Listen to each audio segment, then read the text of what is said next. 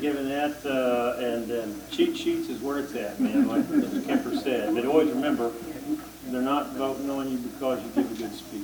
They're voting on you for what you can do for your county, your community, or whatever you're running for. So, my name's Keith Elliott. For those of you who don't know me, grew up in the sawmill industry and cattle operation in Missouri. Retired 3 years ago after 29 years at MoDOT. Served on the local public school board for 15 years. And throughout all this time, I've also run my own cattle operation as my dad did before me. Need to thank, first of all, my family for their support in this campaign. My daughter, my new son-in-law, my sister follows me around everywhere, working hard. Friends and family who encouraged a cattle guy to get in this game and try to make a difference.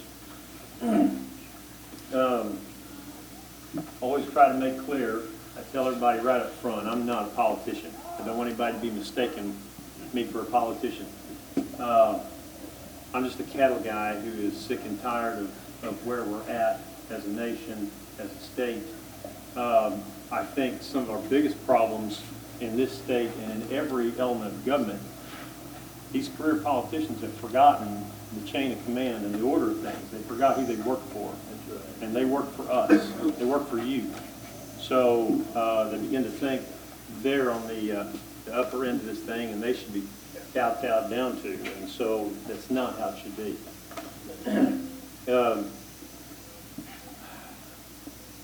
President Eisenhower said, politics have become too far too important to entrust to the politicians. So that's why I'm here. We have a lot of issues going on in this country, and we're all upset. Common theme I hear from every community I visit is that everyone's mad. And the one thing I know is if we didn't care, we wouldn't be mad. This is our communities, our family, our kids are growing up in these communities. The opportunities for our kids are getting, you know, we don't know what that outcome looks like. A lot of these younger folks don't really understand how important it is to vote today, how important politics is today, and how desperate I feel like the situation is in. And it's just like Benny mentioned earlier. The things that we've seen happen over the last few days is an atrocity to this nation. And it can be done to any one of us at any time. So we're at a hinge point where we've got to draw a line in the sand. That's just how I feel. We care about this country. We know it's a foothold of freedom. It seems threatened on every side, from without and within. But freedom is never given. It always requires a fight. Somebody had to fight for the freedoms we enjoy today. Therefore, we need to fight for the freedoms that our kids are going to enjoy tomorrow. Right now, one of the most important battlefields of that fight is in our own government. It's in the policies we stand for and the leaders we choose to empower in this government. I'm running under a Republican banner, so that automatically puts me on a certain side of the arguments about gun control, gay marriage, abortion bills, immigration policies. But beyond just standing as a Republican, I'm looking for the best way to protect our country and preserve its freedoms for continued generations. I will only support what I actually believe in. I'll not stand up here and make a bunch of promises about what I can get done. But I'll make this one promise. I'll work at using good diplomacy, building relationships while I set a standard that no one will outwork me at that capital. If there's anything I know is hard work. I'm not rich, not poor, can't be bought. When I get elected, you won't see me disappear. You won't be hunting for me or trying to find a phone number to catch up with this guy. I will be available. I want to position myself to represent the people like a good representative should. But that all being said, you know, I know sometimes people get really busy about chasing down your vote. They work hard to chase down your vote. And then when you need something as a community or as individuals, politicians can get really hard to find, really hard to get a hold of. Over this last Sunday, the same tornadoes, the same storms that hit, you know, these areas up here and Mountain View, they landed on Doniphan hard. Several houses wiped off the foundations. I had a big shed down in front of my house there, got obliterated, blew stuff everywhere, trees down a half-mile fence. But the first thing everybody did, all of the community, we jumped out, we hit the highways, and we started getting roads open. Because, you know, I worked at MoDOT 28 years, 29 years, and I know how unappreciative folks can be. You can work all day, all night. Electric companies working all day, all night. And somebody is just golden enough to put on Facebook, I haven't seen a snow plow go by here in 4 days, or whatever it is, and you know you just sent a truck out there 3 times at one day. I mean, I know people get frustrated, but as a community, everybody jumps in. We all just jump in, and we start clearing roads, and we start going to the neighbors and checking on people and getting them out of their houses, making sure they can get to the hospital or whatever. But that's the way these communities are designed that we live in here in southeast Missouri. And this district, as a district, it's not much different all the way across the district. I'm sure a lot of the same things is going on in Birch Tree and you know, Fairdealing got hit hard too, and in Mountain View, and I don't know how far over went on from there, but I'm sure it's a steady theme all through there was everybody jumping in and helping each other. And so, as a representative, you know, my objective is to work for you. And the needs are basically the same throughout all these counties. Every one of them is some of the most impoverished counties in the nation.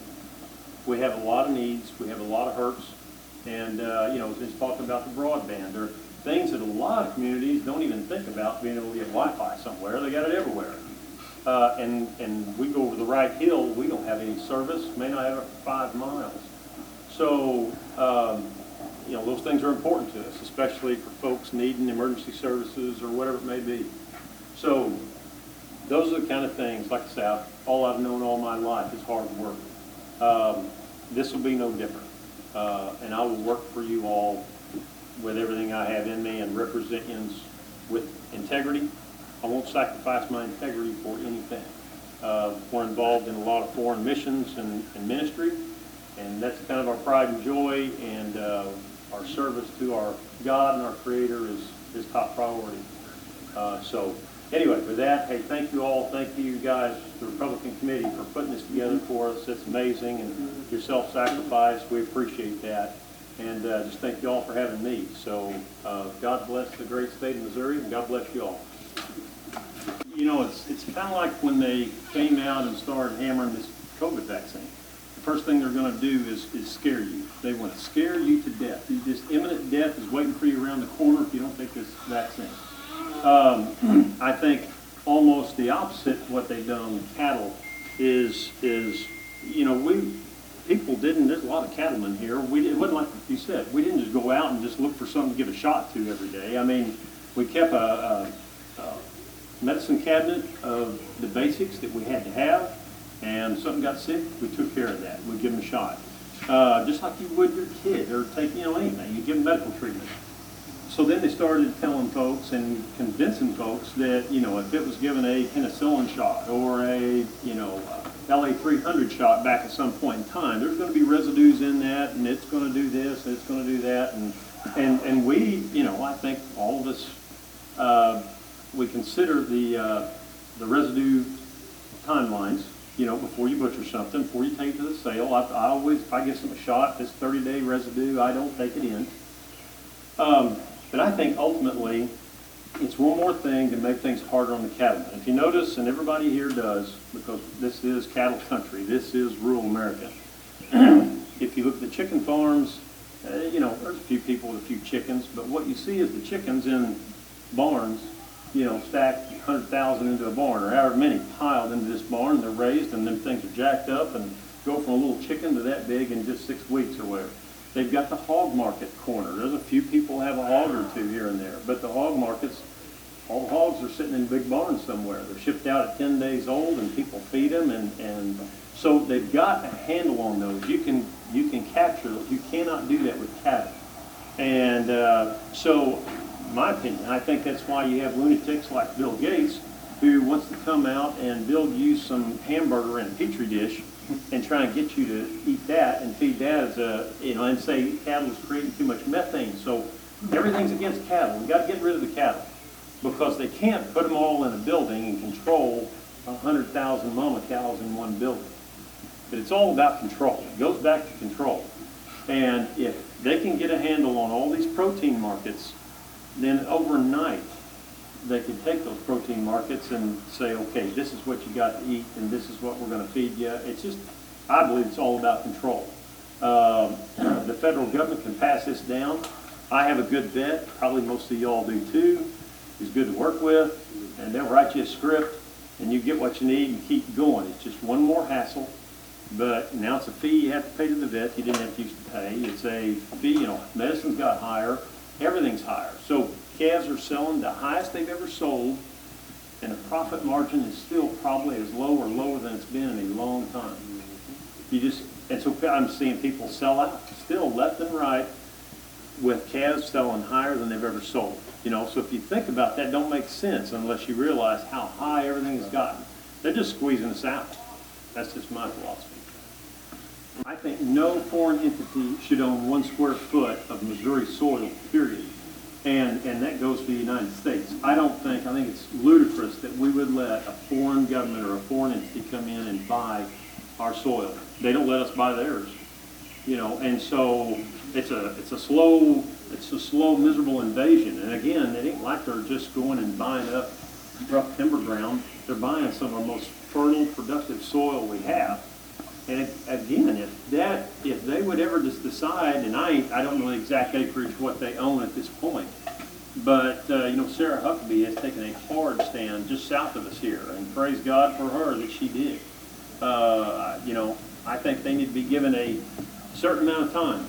We're going to buy back this land, and if you don't have it sold and whatever, we're just going to take it back. That's it. We will take our soil back. If there's American companies who are, because the money's just, there's plenty of money there. The money's rolling in on this deal. So an American company or an American even individual who decides they're going to come in and buy for that nation or for some foreign government and go that route, I think there should need to be some stiff penalties for those folks and all of that loss, financially and the land.